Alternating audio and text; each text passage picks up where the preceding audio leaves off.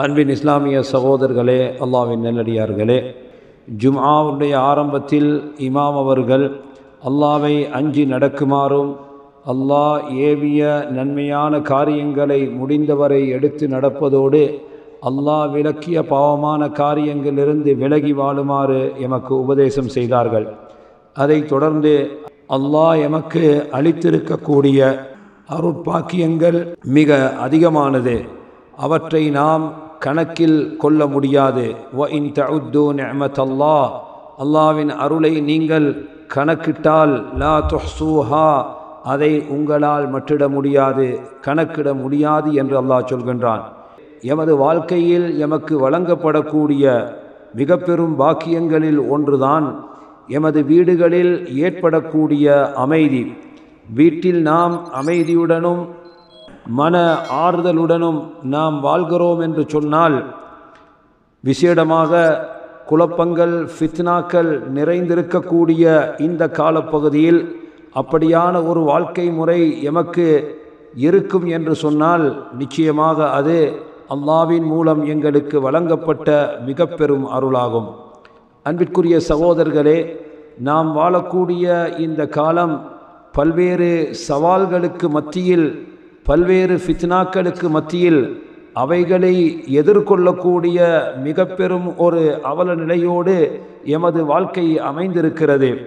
எனவேதான் எமது வீடுகளில் மகிழ்ச்சியை, ஆனந்தத்தை ஏற்படுத்தக்கூடிய காரணங்களாக எவைகளை மார்க்கம் எங்களுக்கு சொல்லித் தந்திருக்கிறதோ அவைகளை கடைபிடிப்பதின் மூலமாக எமது வீட்டில் சந்தோஷத்தை, மகிழ்ச்சியை நாம் ஏற்படுத்தி கொள்ள முடியும். இஸ்லாம் எமக்கு சொல்லக்கூடிய மனித வாழ்க்கையின் சுபீட்சத்திற்கான மிக பெரும் காரணங்களில் ஒன்றுதான் மனிதனிடம் இருக்கக்கூடிய இறை நம்பிக்கை. அல்லாஹ் மீது அசைக்க முடியாத நம்பிக்கையும் எமது வாழ்க்கையில் நாம் மேற்கொள்ளக்கூடிய நற்கர்மங்களும் நிச்சயமாக எமது வீடுகளில் மிக பெரும் ஆனந்தத்தையும் மகிழ்ச்சியையும் ஏற்படுத்துகின்றது. எந்த வீட்டில் இந்த ஈமான், இறை நம்பிக்கை, அல்லாஹ்வுக்காக அமல் செய்யக்கூடிய நற்கர்மங்களை மேற்கொள்ளும் அமைப்பு இல்லாமல் போய்விடுமோ, அங்கு குழப்பங்களும் ஃபித்னாக்களும் ஏற்படுவதற்கு வாய்ப்பு இருக்கிறது. அன்பிற்குரிய சகோதரர்களே, அல்லாஹ் அருள் வேதத்தில் எங்களுக்கு உபதேசமாக, எங்களுக்கு வாக்காக சொல்கின்றான், மன் அமில சாலிஹம் மின் தக்கரின் அவ் உன்சா, யார் நற்கருமத்தை செய்வாரோ, ஆணோ பெண்ணோ, அல்லாஹ் மீது விசுவாசம் கொண்டவராக நற்கருமத்தை செய்பவருக்கு ஃபலனுஹ்யியன்னஹு ஹயாத்தன் தய்யிபா, மிக அழகான மகிழ்ச்சியான வாழ்க்கையை அவர்களுக்கு நாம் வாழச் செய்வோம். வல நஜ்ஸியன்னஹும் அஜ்ரஹும் பிஅஹ்ஸனி மா கானூ யஅமலூன், அவர்கள் செய்த நற்கர்மங்களை விட சிறந்த கூலியை அவர்களுக்கு நாம் வழங்குவோம் என்று அல்லாஹ் சொல்கின்றான். அன்பிற்குரிய சகோதரர்களே, வீட்டு சூழல் சீராக வேண்டும் என்று சொன்னால், எமது குழந்தைகள், எமது பிள்ளைகள் நல்லவர்களாக ஆக வேண்டும் என்று சொன்னால், பெற்றோர்களாகிய நாம் நல்லவர்களாக எம்மை ஆக்கிக் கொள்ள வேண்டும். பெற்றோர்களுடைய சீர்திருத்தம் பிள்ளைகளுடைய சீர்திருத்தத்திற்கு அடிப்படை காரணமாகும். பிள்ளைகள் தங்களுடைய குணங்களையும் அவர்களுடைய மார்க்க கருமங்களையும் பெற்றோர்களுடைய வாழ்க்கையில் இருந்துதான் பெற்றுக்கொள்கிறார்கள். எனவே சகோதரர்களே, காதினால் கேட்டு மனிதன் கற்பதை விட கண்ணால் பார்த்து அவன் படிக்கும் விடயங்களுக்கு மிக பெரும் தாக்கம் இருக்கிறது. எனவே செயல்கள் மூலமாக வழிகாட்டுதல் என்பது மனித வாழ்க்கையில் மிக பெரும் தாக்கத்தை உருவாக்கின்றது. எனவேதான் பெற்றோர்கள் நல்லவர்களாக இருப்பதும் அல்லது அவர்கள் தீயவர்களாக இருப்பதும், பெற்றோர்கள் பாவங்களிலிருந்து தூரம் வாழ்வது அந்த பிள்ளைகளுடைய வாழ்க்கையில் மிக பெரும் தாக்கத்தை உருவாக்குகின்றது. முன்னோர்கள் இஸ்லாத்தை ஏற்றுக்கொள்ளுமாறு அவர்களுக்கு பிரச்சாரம் செய்யப்பட்ட நேரத்தில் அவர்கள் முன்வைத்த மிக பெரும் ஒரு கோரிக்கைதான் சகோதரர்களே, அவர்கள் சொன்ன வார்த்தைகளில் ஒன்று, இன்னா வஜத்னா ஆபாஅனா அலா உம்ம வ இன்னா அலா ஆசாரிஹிம் முஹ்ததூன், நாம் எமது பெற்றோர்களை எந்த வழியில் நாம் அடைந்தோமோ அதே வழியிலேயே நாங்களும் செல்லக்கூடியவர்களாக இருக்கிறோம் என்று அன்றிருந்த சிலை வணங்கிகளும் சொன்னார்கள். எனவே சகோதரர்களே, பெற்றோர்களிடம் இருக்கக்கூடிய இறை பக்தி, அவர்களிடம் இருக்கக்கூடிய நற்கர்மம், அவர்கள் மார்க்க விடயங்களில் வணக்க வழிபாடுகளை செய்யக்கூடிய செய்வதற்கான முயற்சி நிச்சயமாக பிள்ளைகளுடைய வாழ்க்கையில் மிக பெரும் தாக்கத்தை உருவாக்குகின்றது. எனவே பிள்ளைகள் பெற்றோர்களிடம் இருந்து பெறக்கூடிய மிக பெரும் ஒரு பண்பாக இருக்கின்றது அந்த பெற்றோர்களிடம் காணப்படக்கூடிய நற்கர்மங்கள்.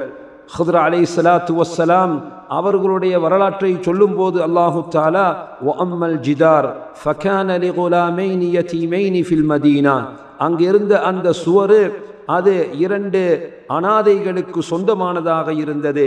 வகான தஹ்தஹு கன்ஸுல் லஹுமா, அந்த சுவருக்கு கீழ் அங்கு ஒரு புதையல் இருந்தது. வகான அபூஹுமா சாலிஹா, அவர்களுடைய அந்த பிள்ளைகளுடைய தந்தை சாலிஹா நல்ல ஒரு மனிதராக இருந்தார், சாலிஹான ஒரு மனிதராக இருந்தார். எனவே ஃபஅராத ரப்புக அய்யபுலுகா அஷுத்தஹுமா வயஸ்தக்ரிஜா கன்ஸஹுமா ரஹ்மத்தம் மிர் ரப்பிக்.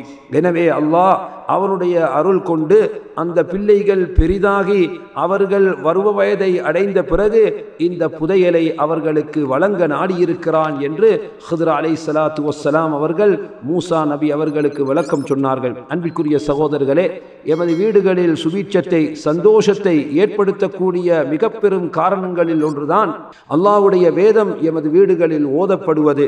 நிச்சயமாக அல்லாஹ் தனது வேதத்திற்கு மிக பெரும் சக்தியை ஏற்படுத்தியிருக்கின்றான். ஷைத்தானை வீடுகளிலிருந்து விரட்டக்கூடிய ஆச்சரியமான சக்தி இந்த புனித வேதத்திற்கு இருக்கிறது. சகோதரர்களே, மலக்குமார்களுடைய வருகைக்கு புனித அல் குர்ஆன் வீட்டில் ஓதப்படுவது மிக பெரும் காரணம்.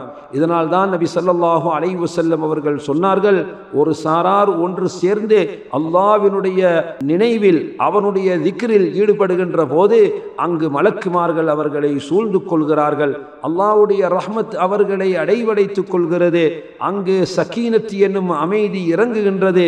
அல்லாஹ் தன்னிடம் இருக்கும் மலக்குமார்களிடம் அவர்களை சிறப்பித்து கூறுகின்றான்.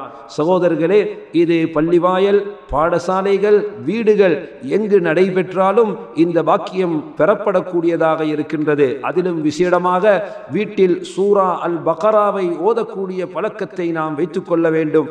அந்த பக்ராவை பற்றி நபி அவர்கள் இது பரக்கத் என்று சொல்லியிருக்கிறார்கள். எனவே வீட்டில் பரக்கத்தும் சஆதா சுவீட்சமும் ஏற்படுவதற்கு மிக பெரும் காரணமாக இருக்கின்றது சூரத்துல் பக்ரா. இமாம் முஸ்லிம் ரஹிமஹுல்லாஹ் அவர்கள் பதிவு செய்திருக்க ஒரு ஹதீஸில் நபி ஸல்லல்லாஹு அலைஹி வஸல்லம் அவர்கள் சொல்கிறார்கள், லா தஜஅலு புயூதகும் மகாபிர், உங்கள் வீடுகளை கபிர்ஸ்தானங்களாக நீங்கள் ஆக்கி விடாதீர்கள். இன்னஷ் ஷைத்தான யன்ஃபிரு மினல் பைத்தில் லதி துக்ரஉ ஃபீஹி சூரத்துல் பக்ரா, எந்த வீட்டில் சூரா பக்ரா ஓதப்படுகின்றதோ அங்கிருந்து ஷைத்தான் விரண்டு ஓடுகிறான் என்று சொன்னார்கள். வீடுகளில் நாம் அல்லாஹ்வை தியானிக்கக்கூடிய திக்ருகளை மேற்கொள்ளக்கூடிய பழக்கத்தை உருவாக்கி கொள்ள வேண்டும். வீட்டிற்குள் நுழைகின்ற போது திக்ரோடு வீட்டில் நாம் நுழைந்து விட்டோம் என்று சொன்னால் அந்த வீட்டில் ராஹத்தும் அமைதியும் ஏற்படுகின்றது. சகோதரர்களே, ஜாபிர் ரலியல்லாஹு அன்ஹு அவர்கள் அறிவிக்கக்கூடிய ஹதீஸில் நபி ஸல்லல்லாஹு அலைஹி வஸல்லம் அவர்கள் சொல்கிறார்கள், ஒரு மனிதன் தனது வீட்டிற்குள் நுழைகின்ற போது அல்லாஹ்வை திக்ர் செய்தால், அந்த வீட்டில் நுழைகின்ற போது அந்த வீட்டில் அவர் உணவுட்கொள்கின்ற போது அல்லாஹ்வை திக்ர் செய்தால் ஷைத்தான் தனது சிநேகிதர்களிடம், ஷைத்தான் தனது சீடர்களிடம் லா மபீத லகும் வலா அஷா, இந்த வீட்டில் நீங்கள் தங்கவும் முடியாது, இந்த வீட்டில் நீங்கள் சாப்பிடவும் முடியாது என்று சொல்லிவிடுகின்றான். எப்போது மனிதன் வீட்டிற்குள் நுழையும் போது அல்லாஹ்வை திக்ர் செய்யவில்லையோ, நினைவு கூறவில்லையோ, அவன் உணவுள்ளும் போது அல்லாஹ்வை நினைவு கூறவில்லையோ, அப்போது ஷைத்தான் தனது சீடர்களிடம் அது ரக்துமுல் மபீத வல் அஷா, உங்களுக்கு தங்குமிடமும் இரவு உணவும் கிடைத்து விட்டது என்று தனது சீடர்களை அழைக்கக்கூடியவனாக இருக்கிறான்.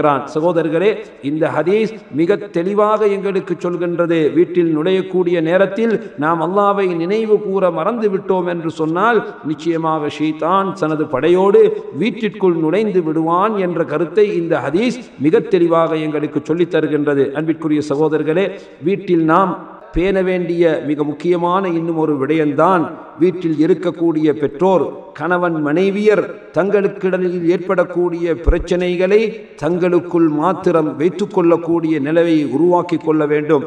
அவர்கள் தங்களுக்கு மத்தியில் ஏற்படக்கூடிய குழப்பத்தை, கருத்து வேற்றுமைகளை பிள்ளைகளுக்கு முன்னால் அவற்றை காட்டிக்கொள்பவர்களாக இருக்கக்கூடாது. அவ்வாறு நடைபெறுகின்ற போது அது அந்த பிள்ளைகளுடைய வாழ்க்கையில், அவர்களுடைய வாழ்க்கையில் ஒரு தாக்கத்தை உருவாக்கி விடுவதை நிச்சயமாக நாம் அறிகின்றோம். அன்பிற்குரிய சகோதரர்களே, மார்க்கம் எமக்கு காட்டிய வழிகாட்டல்களில் ஒன்றுதான் வீட்டில் சுவீட்சத்தை நாம் உருவாக்குவதற்காக எமது பிள்ளைகளிடம் நாம் நேர்மையோடு நீதத்தோடு நடந்து கொள்ளவர்களாக இருக்க வேண்டும்.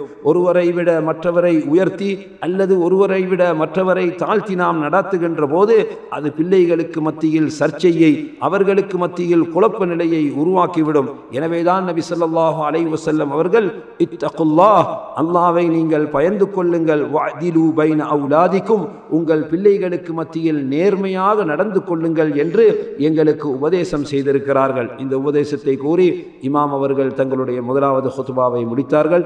இரண்டாவது ஹுத்பாவிலும் அல்லாஹ்வை போற்றி புகழ்ந்து நபி ஸல்லல்லாஹு அலைஹி வஸல்லம் அவர்கள் மீது ஸலவாத்தும் கூறிய பிறகு, அன்பின் இஸ்லாமிய சகோதரர்களே, எமது வீட்டில் சுவீட்சத்தை, சந்தோஷத்தை, மகிழ்ச்சியை ஏற்படுத்தக்கூடிய இன்னும் ஒரு மிக முக்கியமான காரணம்தான் அல்லாஹ்வுக்கு மாறு செய்யக்கூடிய, மார்க்கம் ஹராமாக்கிய காரியங்களை எமது வீடுகளில் நாம் வைத்திருக்க கூடாது. வீடுகளில் உருவப்படங்கள், வீடுகளில் நாய்கள், வீடுகளில் இசைக்கருவிகள் இவைகள் இருக்குமானால் நிச்சயமாக ஷைத்தானை வரவழைத்து மலக்குமார்களை தடுத்து விடக்கூடிய காரணங்களாக இவைகள் இருக்கின்றது. எனவே எவர்களுடைய வீடு இந்நிலையில் இருக்குமோ அந்த வீட்டில் எப்படி மகிழ்ச்சி, சுவீட்சம் இருக்க முடியும்? மாறாக அங்கு மூதேவித்தனமும் அங்கு குழப்பமும் தான் இருப்பதற்கு வாய்ப்பு இருக்கின்றது. அன்பிற்குரிய சகோதரர்களே, நாம் சொன்ன இந்த அம்சங்கள் மார்க்கத்தில் தடை செய்யப்பட்டிருக்கிறது என்பதற்கு பல்வேறு ஆதாரங்கள் ஹதீஸ்களில் இருப்பதை நாம் பார்க்கிறோம். அபூ தல்ஹா ரலியல்லாஹு அன்ஹு அவர்கள் அறிவிக்கக்கூடிய ஒரு செய்தியில் நபி ஸல்லல்லாஹு அலைஹி வஸல்லம் அவர்கள் கூறுகின்றார்கள், லா ததுகுலுல் மலாயிகத்து பைத்தன் ஃபீஹி கல்புன் வலா சூரா, எந்த வீட்டில் நாய் இருக்குமோ, எந்த வீட்டில் உருவம் இருக்குமோ அந்த வீட்டில் மலக்குமார்கள் நுழைய மாட்டார்கள் என்று நபி அவர்கள் கூறுகிறார்கள். அன்பிற்குரிய சகோதரர்களே, வீட்டில் நாம் பேண வேண்டிய மிக முக்கியமான இன்னும் ஒரு பண்புதான் எமது பிள்ளைகள் மூலமாக ஏற்படக்கூடிய அனைத்து தவறுகளுக்கு பின்னால் நின்று கொண்டு அவர்களை வம்பிப்பவர்களாக நாம் இருக்கக்கூடாது. சிலவற்றை கண்டும் காணாதது போன்று இருக்க வேண்டிய சூழ்நிலை ஏற்படும். அதற்காக நாம் அவர்களை விட்டுவிடவும் முடியாது. நாம் அவர்களுக்கு உரிய முறையில் உபதேசம் செய்து அந்த தவறுகளை நாம் திருத்திக் கொள்ள பார்க்க வேண்டும். விசேடமாக மார்க்கத்துக்கு முரணான காரியங்களில் அவர்கள் ஈடுபடுவார்கள் என்றால் நிச்சயமாக அதை நாம் கண்டிப்பாக திருத்தவே வேண்டும். ஆனால் திருத்துகின்ற போது அதற்குரிய முறைமைகளை நாம் கவனத்தில் கொள்ள வேண்டும். பொறுமையோடு, மென்மையாக, அறிவோடு அவர்களை நாம் திருத்துபவர்களாக இருக்க வேண்டும். இமாம் அஹ்மது பின் ஹம்பல் ரஹிமஹுல்லாஹ் அவர்கள் சொல்கின்றார்கள், மனித வாழ்க்கையில் அவரிடம் இருக்கக்கூடிய குணங்களில் மிகப்பெரியது, சொல்லப்போனால் 100% அவனுடைய வாழ்க்கையில் மிகப்பெரிய மாற்றத்தை ஏற்படுத்தக்கூடிய மிகப்பெரிய குணம் இமாம் அஹ்மது பின் ஹம்பல் ரஹிமஹுல்லாஹ் அவர்கள் சொல்கிறார்கள், சகோதரர்களே, தவறுகளை காணுகின்ற போது அவைகளை நாம் கண்டும் காணாதது போன்று, சிலவற்றை நாம் தெரியாதது போன்று நடந்து கொள்வது இருக்கிறதே, இது பிள்ளைகளிடம் மிகப்பெரிய ஒரு தாக்கத்தை ஏற்படுத்துகின்றது. ஆனால் மார்க்கத்துக்கு முரணானவைகளாக இருந்தால் கண்டிப்பாக அவைகளை திருத்துவதற்கு நாம் முயற்சிக்க வேண்டும். இமாம் அவர்கள் சொன்னது போன்றது சகோதரர்களே, அறிவோடும் மென்மையோடும் பொறுமையோடும் அவைகளை நாம் திருத்துபவர்களாக இருக்க வேண்டும். அல்லாஹு தஆலா வீடுகளில் சுவீட்சத்தை ஏற்படுத்தக்கூடிய மிக பெரும் பாக்கியங்களை, மிக பெரும் காரணங்கள் என்று எவைகளை மார்க்கம் சொன்னதோ அவைகளை கடைபிடிக்கும் வாக்கியத்தை எம் அனைவர்களுக்கும் தந்தருள்வானாக. வஆஹிரு தஅவானா அனில் ஹம்துலில்லாஹி ரப்பில் ஆலமீன்.